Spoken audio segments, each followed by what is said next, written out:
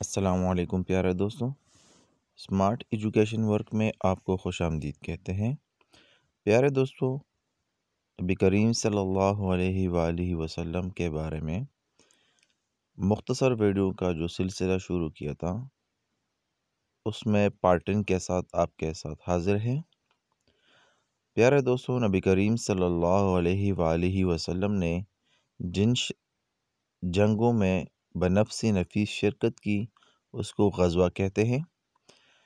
جن غزوے کے بارے میں آپ کے ساتھ آج تفصیل کے ساتھ شیئر کریں گے۔ نبی کریم صلی اللہ علیہ وآلہ وسلم نے غزوہ بدر، غزوہ احد، غزوہ خندق، اسی طرح صلح حدیبیہ میں بنفسی نفیس خود شرکت کی۔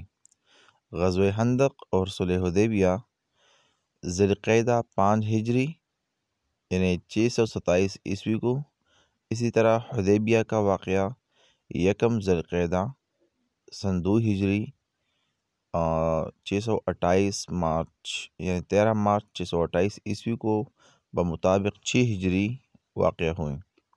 نبی کریم صلی اللہ علیہ وآلہ وسلم نے غزوہ خیبر 7 ہجری 628 عیسوی کو، اسی طرح غزوہ موطا جمادی الاولیٰ 8 ہجری 629 عیسوی کو ہوئی۔ مشہور غزوہ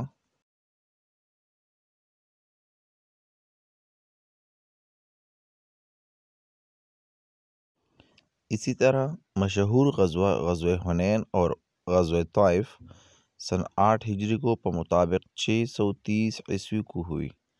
فتح مکہ 10 رمضان المبارک 8 ہجری کو بمطابق 630 عیسوی کو ہوئی۔ حضرت ابراہیم رضی اللہ تعالیٰ عنہ کی پیدائش 8 ہجری 630 عیسوی کو ہوئی۔ عام الوفود 9 ہجری 630 عیسوی کو ہوئی۔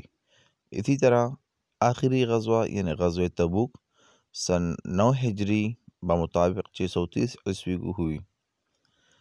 نبی کریم صلی اللہ علیہ وآلہ وسلم نے حج کے لیے ابو بکر رضی اللہ تعالیٰ عنہ کو امیر حج مقرر کیا سن 9 ہجری 631 عیسوی میں۔ اسی طرح ابراہیم رضی اللہ تعالیٰ عنہ کی وفات سن 9 ہجری 631 عیسوی کو ہوئی۔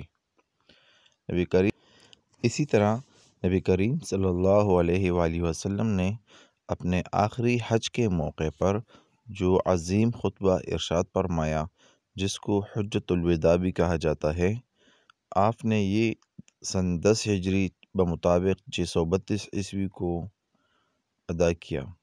نبی کریم صلی اللہ علیہ وآلہ وسلم کا مرض یعنی بیماری شروع ہوئی 11 ہجری سن 632 عیسوی میں، اور اسی مرض میں وفات ہو گئے سن 11 ہجری بمطابق 63 سال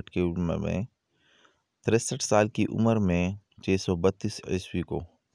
یہ نبی کریم صلی اللہ علیہ وآلہ وسلم کے بارے میں چند مفید اور چند مختصر ویڈیو کا جو سلسلہ تھا، ان کا پارٹ 9 آپ کے ساتھ شیئر کیا۔ مہربانی کر کے دوستوں کے ساتھ شیئر کریں۔ بہت شکریہ۔